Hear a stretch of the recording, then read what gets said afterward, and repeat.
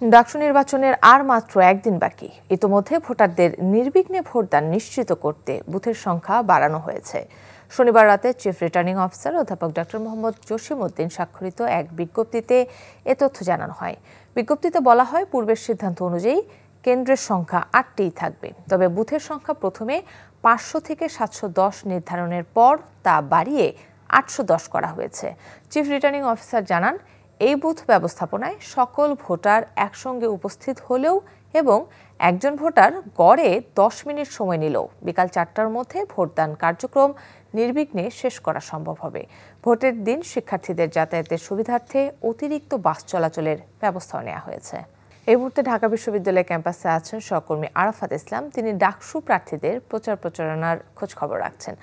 আরাফাত, ক্যাম্পাসের পরিবেশ এখন কেমন দেখছেন এবং প্রার্থীরা কি প্রচারণা শুরু করেছেন?